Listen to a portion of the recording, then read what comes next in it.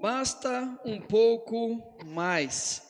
Essa série de mensagens que nós começamos em julho, ela vai percorrer o mês de agosto, que nós temos como objetivo construir um pensamento em nós, construir uma direção, um caminho. E nós temos falado aqui aos domingos exatamente sobre isso. Quando olhamos para trás a nossa vida, nós percebemos o quanto que era importante, o quanto seria importante um pouquinho mais de dedicação, um pouquinho mais de paciência, um pouquinho mais de tempo, um pouquinho mais de oração. Nós olhamos e percebemos o quanto faltou um pouquinho mais de nós para que as coisas pudessem acontecer da melhor maneira. Mas o desafio dessa série não é apenas olhar atrás e lembrar coisas que se perderam, coisas que nós deixamos de fazer, mas exatamente aprender a construir o para frente nosso. É poder agora entender que um pouquinho mais talvez faça uma grande diferença, e em cada momento da vida aprendermos a investir um pouco mais, decidirmos um pouco mais, agirmos um pouco mais. É aprender a viver intensamente e intencionalmente cada momento da vida, compreendendo que são oportunidades dadas por Deus. Não é viver de qualquer forma, mas é viver intensamente e intencionalmente cada momento da nossa vida, entendendo que são oportunidades que Deus tem dado a cada um de nós.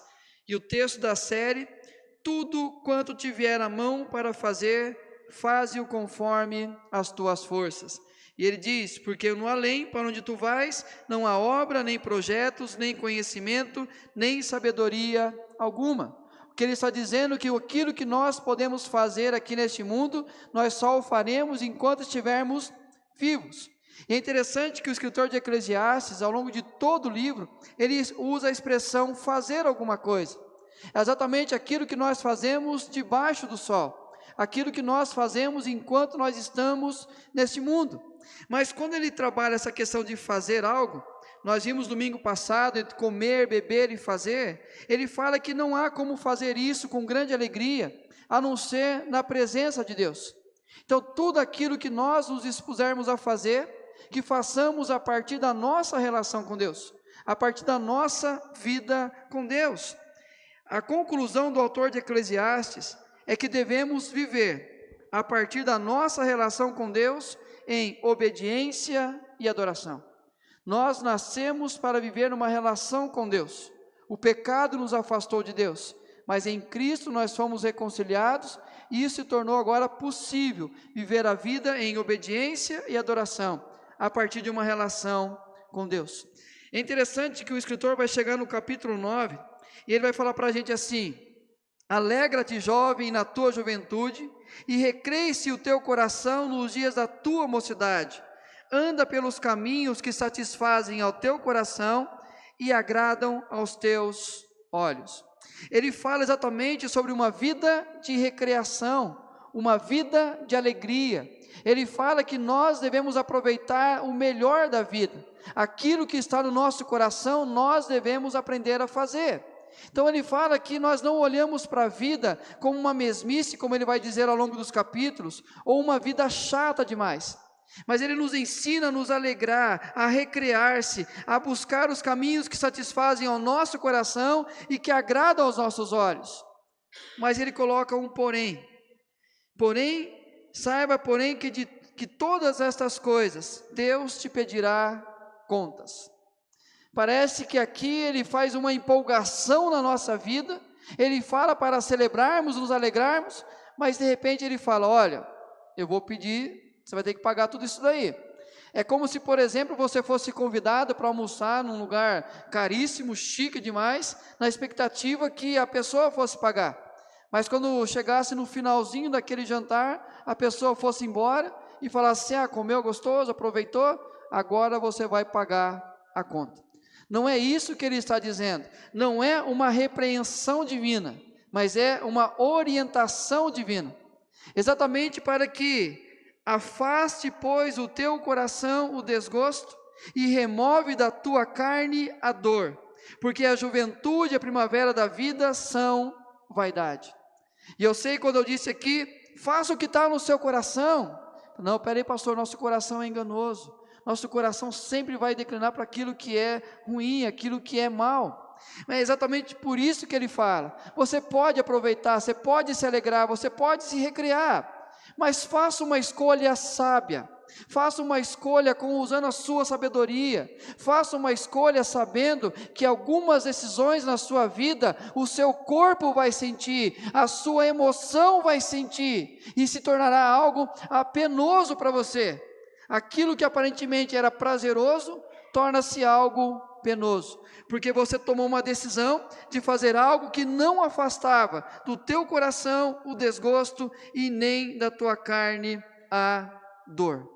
Queridos, o que o escritor de Eclesiastes está dizendo para a gente é que quando nós caminhamos com Deus, nós construímos a vida a partir da relação com Deus, nós aprendemos a recrear, nós aprendemos a se divertir, nós aprendemos a nos alegrar com coisas que não trarão desgosto ao nosso coração e nem dor à nossa carne.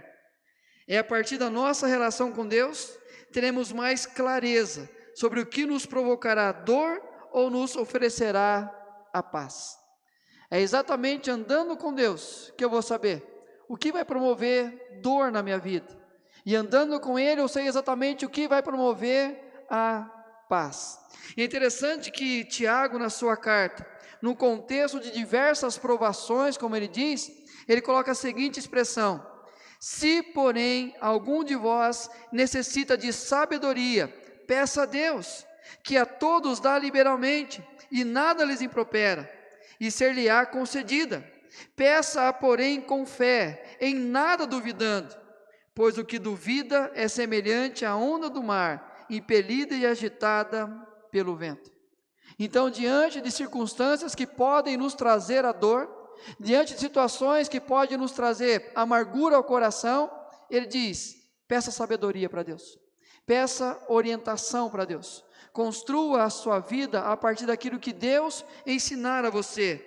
E no mesmo contexto ele diz: tornai-vos, pois, praticantes da palavra, e não somente ouvintes, enganando-vos a vós mesmos.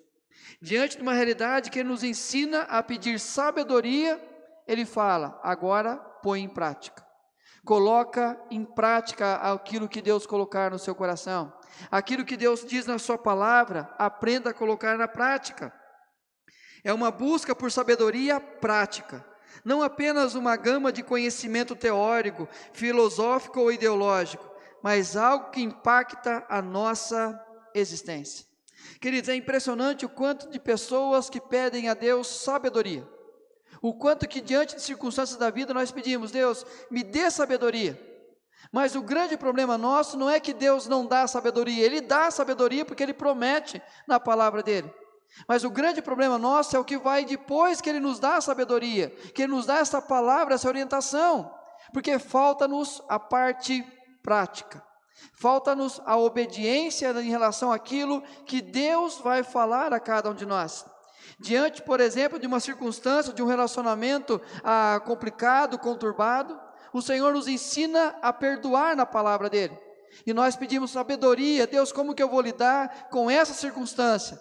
E Ele fala: perdoe. E aí o que nós fazemos?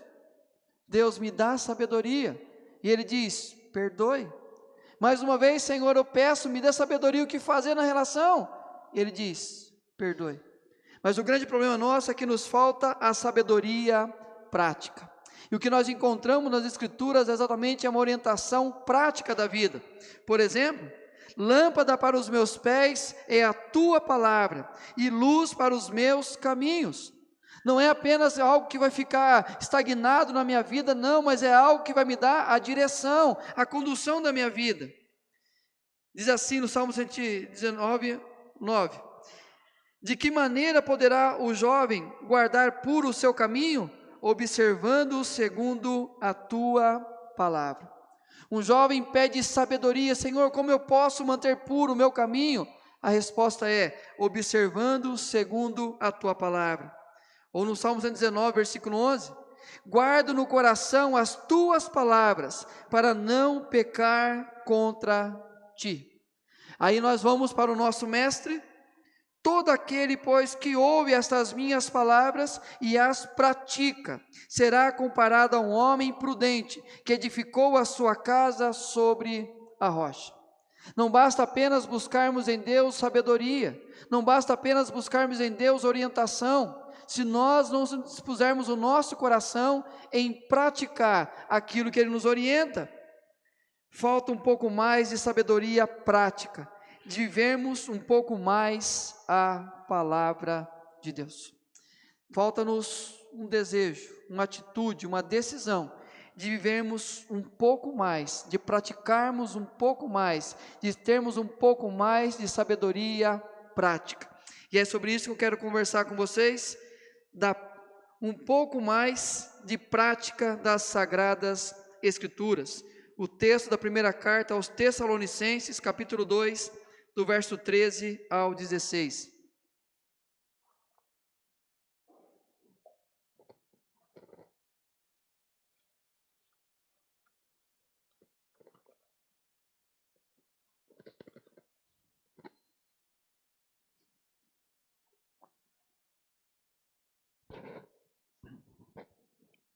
Diz assim: outra razão ainda temos nós para, incessantemente, dar graças a Deus, é que, tendo vós recebido a palavra de nós ouvistes, que é de Deus, acolhestes como palavra, não como palavra de homens, e sim como em verdade é a palavra de Deus, a qual, com efeito, está operando eficazmente em vós, os que credes. Tanto é assim, irmãos, que vos tornastes imitadores das igrejas de Deus existentes na Judéia em Cristo Jesus, porque também padecestes da parte dos vossos patrícios as mesmas coisas que eles, por sua vez, sofreram dos judeus, os quais não somente mataram o Senhor Jesus e os profetas, como também nos perseguiram e não agradam a Deus, e são adversários de todos os homens, a ponto de nos impedirem de falar aos gentios, para que estes sejam salvos, a fim de irem enchendo sempre a medida de seus pecados. A ira, porém, sobreveio contra eles definitivamente. Queridos, a carta a Tessalônica é uma carta onde o apóstolo Paulo se preocupa com o ensino. A preocupação do apóstolo Paulo, tanto na primeira como na segunda carta, é exatamente ensinar aquela igreja. Por exemplo, no capítulo 2, no versículo 11 e 12, ele diz: e sabeis ainda de que maneira, como pai a seus filhos, a cada um de vós exortamos, consolamos e admoestamos. 3 maneiras de ensinar. E ele diz: para viverdes de modo digno de Deus, que vos chama para o seu reino e glória. O apóstolo Paulo mostra como ele, como um pai a seus filhos, preocupou-se em ensinar aquela igreja, mas com o objetivo que eles aprendessem a viver as Sagradas Escrituras, que eles pudessem aprender a viver de forma digna da vocação. No capítulo 4 ele vai dizer: finalmente, irmãos, nós vos rogamos e exortamos, no Senhor Jesus, que, como de nós recebestes, quanto à maneira porque deveis viver e agradar a Deus, e efetivamente estáis fazendo, continueis progredindo cada vez mais, porque estáis inteirados de quantas instruções vos demos da parte do Senhor Jesus. Então a preocupação do apóstolo Paulo é ensinar aquela igreja uma maneira prática de se viver de modo digno. Não era apenas um conjunto de regras e teorias, não era apenas fundamentos teológicos e teóricos, mas era literalmente aquilo que eles iriam ouvir da parte de Deus, para que eles pudessem aprender a viver de maneira digna.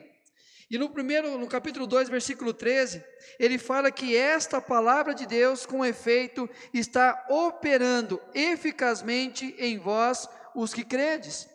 E é interessante que ele vai dizer que a palavra de Deus está operando de forma eficaz na vida de cada um deles. E é interessante o quanto nós limitamos essa operação da palavra de Deus ao ambiente culto, por exemplo. aonde nos apegamos a uma emoção, nos apegamos apenas a uma palavra, se foi uma boa pregação, não foi uma boa pregação, se apenas algo que é relevante ou não é relevante. Mas o apóstolo Paulo, quando ele fala que esta palavra está operando eficazmente na vida deles, é porque se tornou visível na vida de cada um o que Deus está fazendo. Então o que o apóstolo Paulo está dizendo é: tudo aquilo que vocês têm ouvido e aprendido tem sido percebido na prática da vida de cada um de vocês. E essa igreja torna-se então modelo da prática das Escrituras. Ele vai dizer no primeiro capítulo: a operosidade da vossa fé, sinais de conversão quando eles abandonam os ídolos e a divulgação do evangelho pelo testemunho. Uma igreja instruída na palavra, entendendo que não era apenas teoria, mas deveria levar-se à prática, torna-se uma igreja modelo, nesses 3 pontos: uma fé operosa, um amor abnegado e uma esperança viva, e o abandono dos ídolos, a mudança de coração e a divulgação do evangelho, a ponto do apóstolo Paulo dizer: quanto à pregação do evangelho na região de vocês, eu não preciso mais ensinar nada, porque eles estão olhando através da vida de vocês e percebendo o que vocês devem viver e a maneira que eles devem copiar a vida de vocês. É uma igreja que tem seu início de forma atribulada. Não foi fácil a vida da igreja de Tessalônica. O que acontece quando o apóstolo Paulo prega é a perseguição dos judeus. O apóstolo Paulo tem que fugir daquele contexto, e a igreja cresce exatamente no contexto de perseguição.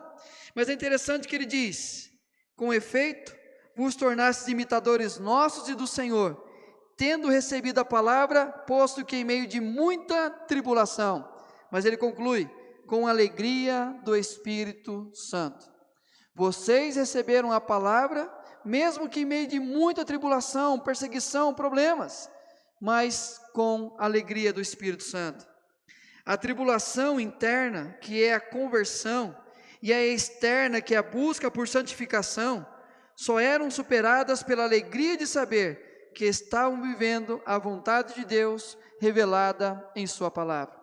Então toda a turbulência no coração de cada um deles, quando entenderam que deveriam deixar os seus ídolos e se converterem ao Senhor, da mesma forma, olhando de fora, a necessidade de ver uma santidade, um compromisso com o seu Cristo, mesmo sendo perseguidos, o que motivava o coração deles era a alegria de saberem que eles estavam fazendo a vontade do Senhor.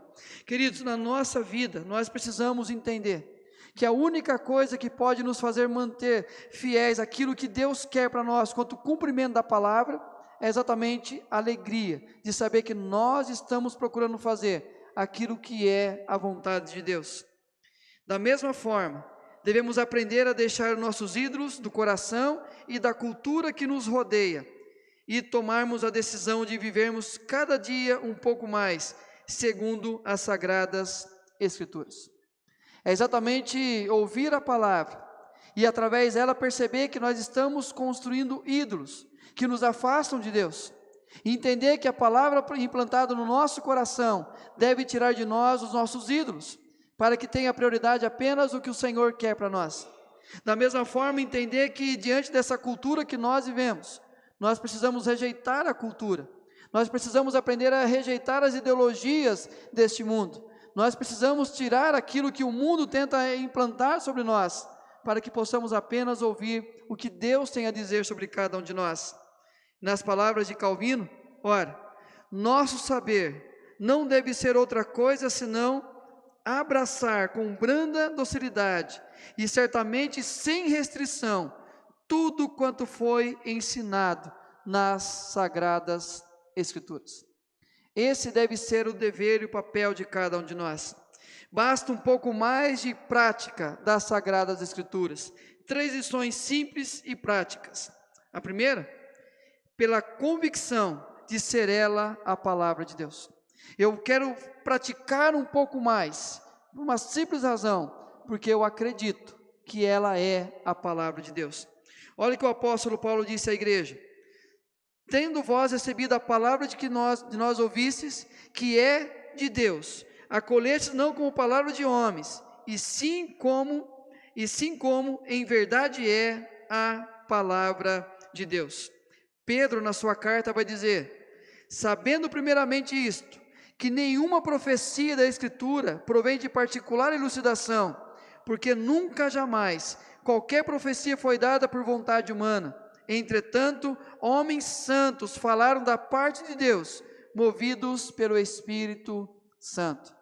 É a confirmação que nós entendemos que toda a Escritura é a palavra de Deus. Albert Barnes comenta: não é de origem humana, mas como uma revelação divina. Você não foi levado a adotá-lo pelo raciocínio humano, ou pelas meras artes da persuasão, ou pelo respeito pessoal pelos outros, mas pela sua convicção de que era uma revelação de Deus. Queridos, nenhum de nós aceitaremos a verdade das Escrituras Sagradas a partir de nós mesmos. Nós podemos ouvir os melhores pregadores da palavra, mas por nós mesmos nós não iremos aceitar como verdade. Não é porque um amigo nos falou que nós aceitaremos como verdade. Não é simplesmente porque todos estão fazendo que nós acreditaremos que é verdade. Não, a única maneira que se torna visível e real para nós como verdade é através da revelação divina. É quando o Espírito Santo move no nosso coração, ilumina a nossa mente e nos dá compreensão que ela é a palavra de Deus. E ela passa a fazer sentido para a nossa vida e passa a mostrar o caminho da salvação, que é Cristo. E aí nós entendemos que isso é o que Deus faz no coração de cada um de nós. Talvez quando nós estamos começando uma caminhada, não é tão claro para nós. E quantas coisas, eu por exemplo, no começo de caminhada, eu dizia: isso eu não mudo, aquilo ninguém toca nesse assunto, sobre esse tema também, por favor, não me incomode. E queridos, ninguém me incomodou, ninguém me confrontou, ninguém falou nada. Apenas através da leitura, do ouvir da mensagem, o Espírito Santo movendo, e eu cheguei à conclusão: Cristo é o Senhor e Salvador da minha vida. E abandonei todos os falsos ídolos, todas as ideologias deste mundo, para andar apenas após Cristo Jesus. É esta convicção. Mas ele diz assim: não como palavra de homens. Ele diz que aquela igreja recebeu essa palavra não como palavra de homens, mas sim como palavra de Deus. E é interessante que ele vai falar no capítulo 2, o que vem a ser essa palavra de homens. Ele fala que é uma palavra sobre a influência firmada em motivações enganosas. Ele fala assim: em nenhum momento eu quis enganar vocês como palavras de homens. No versículo 4 e 5, uma mensagem antropocêntrica, que o homem é o centro de tudo, que o homem é o ser mais importante de todas as coisas, que Deus está preocupado apenas em fazer a vontade do homem. Ele fala: em nenhum momento eu coloquei o homem como centro, apenas o desejo da honra alheia. Ele fala assim: eu não procurei a honra de vocês, em nenhum momento eu pedi que vocês me aplaudissem, em nenhum momento eu pedi a vocês que me seguissem, muito pelo contrário, em todo o tempo eu apontei para Cristo Jesus. Quando ele fala palavras de homens, ele descreve que são essas realidades que chegou até a igreja de Tessalônica, mas ele diz: eu não fiz parte disso, mas o que eu priorizei foi pregar a palavra de Deus. Se o apóstolo Paulo estivesse vivendo o nosso tempo, o nosso contexto, ele resumiria o versículo 3 até o versículo 6 da seguinte maneira: palavra de homens. Em nossos dias, Paulo diria: não me fiz um pastor coach entre vós, mas foquei apenas em pregar o Evangelho.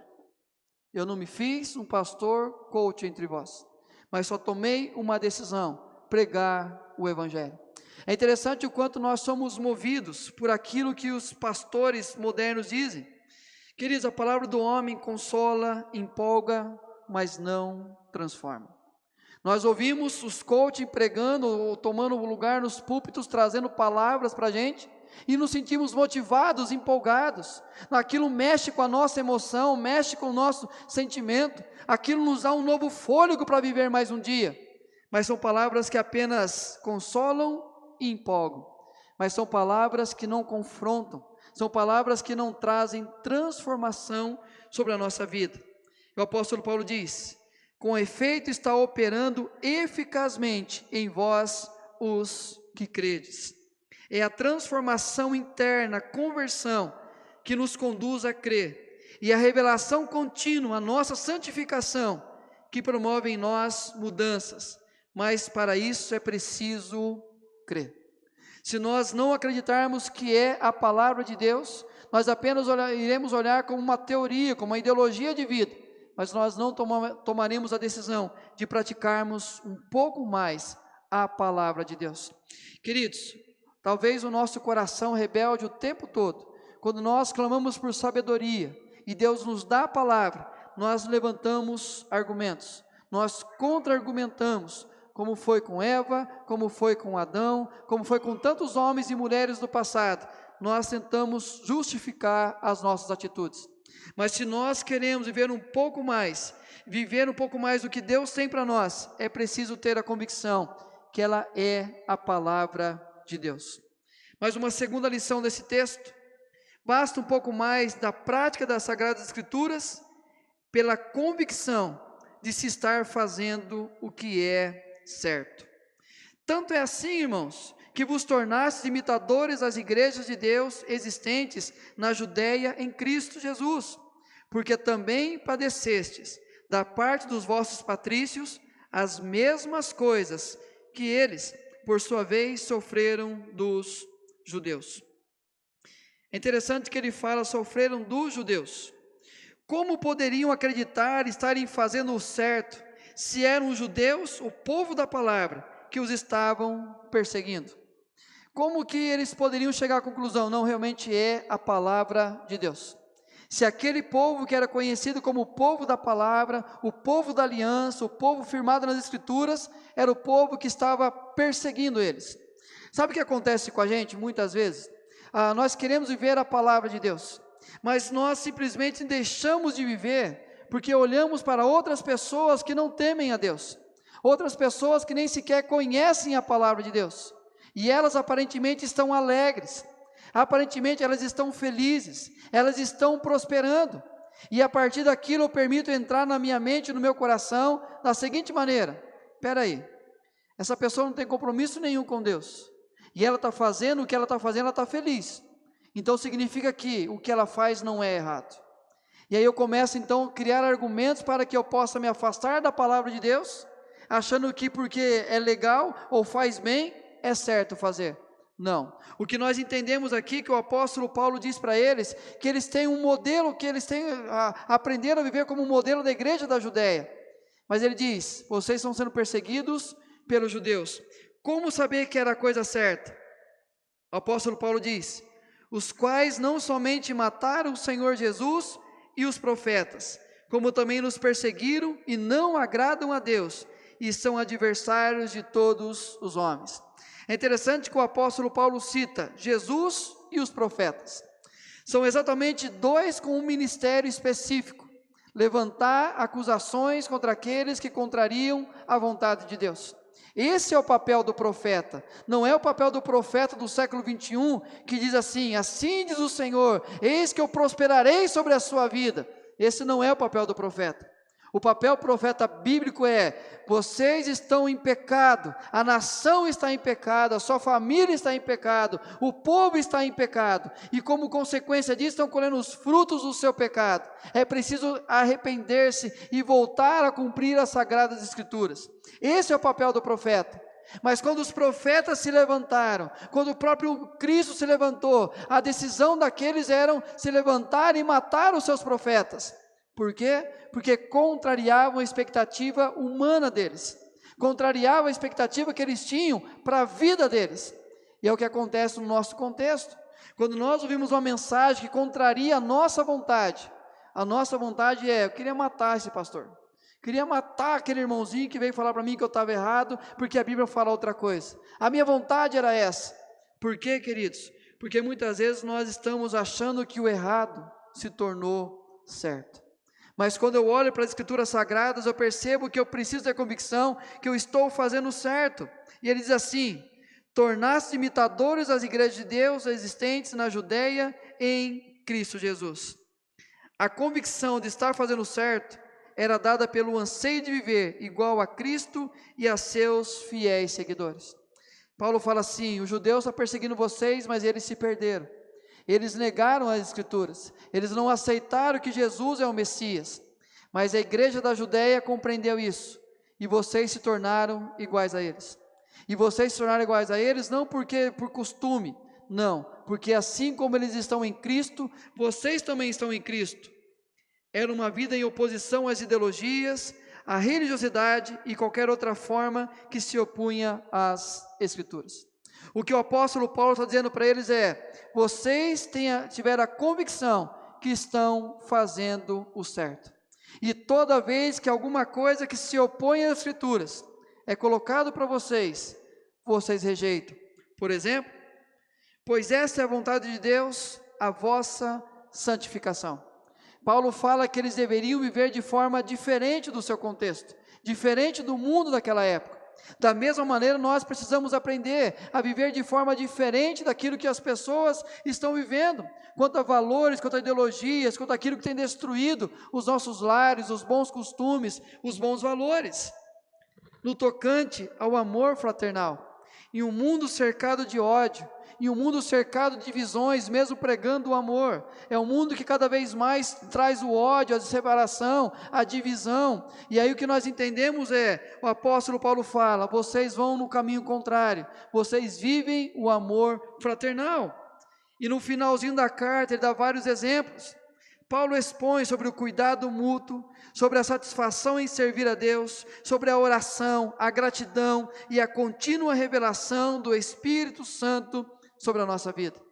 O que nós entendemos através dessa carta é que ela é a palavra de Deus. O que nós cremos como palavra de Deus deve ser praticado. E quando nós praticamos, nós temos alegria por sabermos que nós estamos fazendo o que é certo. Queridos, quantas vezes na nossa vida nós somos chamados de tolos, de bobos, tantos outros termos, porque nós decidimos perdoar alguém que nos ofendeu, porque nós simplesmente decidimos ajudar alguém que nunca veio para nos estender a mão, quando nós decidimos amar aquele que nos perseguia, aquele que nos odiava, quando nós decidimos fazer algo que vai além daquilo que era o nosso papel fazer, e alguém fala assim, mas é um mané da vida mesmo, por que você está fazendo isso? Olha o que fizeram para você.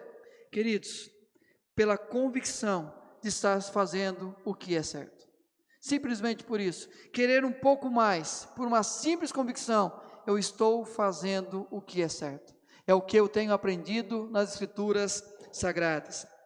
E por fim, o apóstolo Paulo nos ensina, basta um pouco mais da prática das Sagradas Escrituras, pela convicção da promessa que a nós foi revelada. Ele diz, depois nós, os vivos, os que ficarmos, seremos arrebatados juntamente com eles, entre nuvens, para o encontro do Senhor nos ares, e assim estaremos para sempre com o Senhor. A igreja de Tessalônica era uma igreja da segunda geração de cristãos. Aqueles primeiros cristãos estavam morrendo, e surgiu uma nova geração de cristãos. A grande preocupação que surge no coração dessa igreja é, o que vai acontecer? Cristo não voltou ainda. Cristo não voltou e alguns irmãos estão morrendo. O que vai acontecer com aqueles que morreram? E o que vai acontecer conosco? Talvez, na verdade, eles já estão com Cristo, mas se nós perdemos a salvação, nós não iremos viver com Ele a eternidade. E diante desses questionamentos, o apóstolo Paulo decide ensinar aquela igreja. E ele fala que aqueles que já partiram estão com o Senhor, estão vivendo com o Senhor. Mas aqueles que aqui estão, em um momento determinado, quando Cristo voltar a buscar a sua igreja, primeiro Ele vai ressuscitar aqueles que já foram, e depois nós seremos transformados, e eu quero ver essa cena que eles não sei, se sujo de terra, ou se limpinho, não sei como eu vou estar, se eu vou estar já morrido, ou ainda vou, ou estar morrido, ou estar morto, ou estar vivo, mas o que eu sei é que eu vou subir com a igreja, eu encontro ao meu Senhor nos céus, e imaginando esta cena, subindo todos juntos, a igreja agora triunfante, subindo aos céus, ao encontro do nosso Senhor, é essa promessa que o apóstolo Paulo está dizendo, não fiquem preocupados, não fiquem ansiosos, continuem a viver a palavra, continuem a praticar a palavra, continuem a cumprir o que Deus quer de cada um de vocês, e com esta palavra, o apóstolo Paulo diz, consolai-vos, pois, uns aos outros, com essas palavras. Ele fala assim, Vocês estão vivendo uma tribulação, vocês estão sendo perseguidos, maltratados, assim como a igreja da Judéia sofreu com os judeus. Os seus patrícios, os seus amigos e familiares, os seus colegas de rua estão perseguindo vocês, estão maltratando vocês. Tira os olhos disso e olha para esse momento da volta do seu Senhor. Olha para esse momento da volta que Ele virá buscar a sua igreja. E nós subiremos com Ele viver por toda a eternidade. Em um contexto de perseguição, para que eles prosseguissem em praticar as Escrituras, Paulo aponta a eternidade. Em um momento de perseguição, para que eles pudessem continuar a praticar as Escrituras, Paulo diz: olha para a eternidade. Queridos, Romanos diz: porque para mim tenho por certo que os sofrimentos do tempo presente não podem ser comparados com a glória a ser revelada em nós. O apóstolo Paulo, a igreja de Roma, mais uma vez, uma igreja que sofre, ele fala: o sofrimento que vocês estão passando, fiquem calmos, nem se compara com a glória que há de vir. Na carta de Pedro ele diz: nisso exultais, embora no presente, por breve tempo, se necessário, sejais contristados por várias provações, para que, uma vez confirmado o valor da vossa fé, muito mais preciosa do que ouro perecível, mesmo apurado por fogo, redunde em louvor, glória e honra na revelação de Jesus Cristo. Por mais que vocês vivam perseguições neste mundo, por mais sejam rejeitados neste mundo, continuem a praticar, busquem praticar um pouco mais. E ele diz: para o encontro do Senhor nos ares, e assim estaremos para sempre com o Senhor. Em Apocalipse diz: então ouvi grande voz vindo do trono, dizendo: eis o tabernáculo de Deus com os homens, Deus habitará com eles, eles serão povos de Deus, e Deus mesmo estará com eles. Queridos, essa é a promessa que nós temos. Eu não posso negociar a minha vida deixando de praticar as Escrituras Sagradas, porque tem uma promessa de eternidade para mim. Tem uma promessa lá no final que Deus vai honrar, e Ele vai me buscar juntamente com toda a sua igreja, e eu passarei por toda a eternidade com Ele. Em Apocalipse ainda ele diz: o vencedor lhe dará essas coisas, e eu lhe serei Deus, e ele me será filho.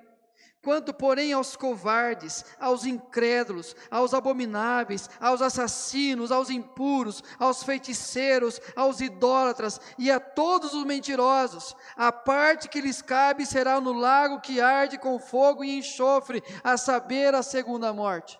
Aqueles que rejeitaram as Escrituras Sagradas, aqueles que rejeitarem o Senhor Jesus, aqueles que não assumiram compromisso diante dos homens, simplesmente sofrerão uma pena eterna.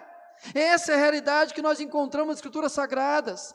O próprio Cristo diz: eu não vim para condenar ninguém, eu não vim para julgar ninguém, mas vocês serão julgados pelas minhas palavras. Aqueles que rejeitarem as minhas palavras, esses serão condenados por toda a eternidade. O olhar para o eterno nos fará obedientes no transitório.